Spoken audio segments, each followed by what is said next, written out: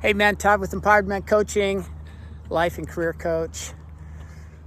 Talking to you today, kind of a combo thing. One is a continuation of procrastination and specifically looking at something that we often will procrastinate on, and those are difficult conversations. So let's take a look at what that's all about.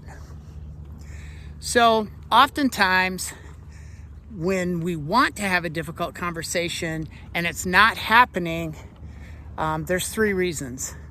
One is fear of uncertainty. Don't really know what's going to happen, and our imagination takes us to the worst case scenario. Takes us to horrible outcomes, blah, blah, blah.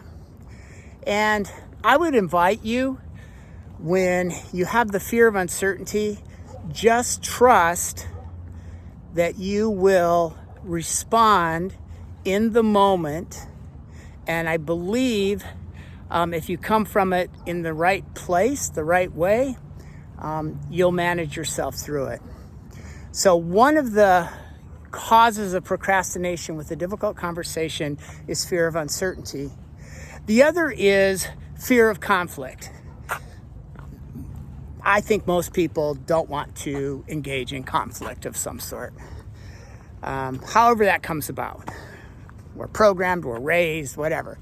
However, what happens with fear of conflict and staying in that place is nothing's getting said, nothing's changing, nothing's happening. And more times than not, what you end up with is just resentment. And that's no good either. That's not a winning strategy. It's not healthy. It doesn't move you forward in what you want. So I guess I'd like to ask you to reflect on that you're not getting what you want when you have a fear of conflict and you're just sitting in this place of resentment. And, the fear of uncertainty that things might go bad, well, they might go right. But nothing's going to happen unless you address the issue. And then the third thing that can keep us in a place of procrastination around difficult conversation is just overthinking it. Trying to have it perfectly worded, phrased, everything being right in the environment and blah, blah, blah. I think it is important to pick a time and a place that makes sense, private. You have time. There's no other pressures going on, or the attention isn't being distracted or needed to be somewhere else. But don't go for perfection. Just trust that you will progress. So not perfection, but progress through the conversation. Okay, so those are three things that potentially keep you in a place of procrastination around a difficult conversation. So how do you get it going? I think a really great way to begin is to acknowledge the other person and express some empathy.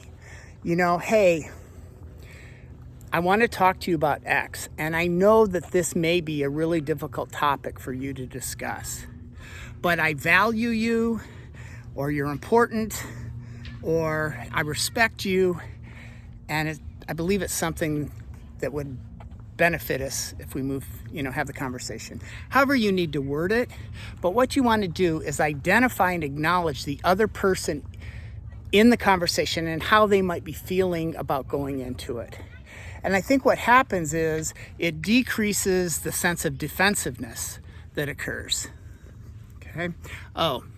And this is the other way. So before you have that conversation, just write down your main points. What are the points that you want to have throughout the conversation? It doesn't have to be extremely detailed, but it's just a guide. Because oftentimes what happens is there's a lot of emotion going on, a lot of feeling, and sometimes that can block the route from the brain to the mouth, or the heart to the brain, whatever it is. So just a little bit of guidance there. So give that some thought. This is one way to address what many people, and maybe you're one of them, have around procrastination, the difficult conversation. Let me know the difficult conversations you've had and how you have successfully navigated them, or how they've blown up and what happened. As a life coach, I'm always interested in better methods and ways to work these things out. And I encourage you, when you have a difficult conversation, talk to a friend, a mentor, a trusted person, a life coach, and get some help. You don't have to do it all on your own.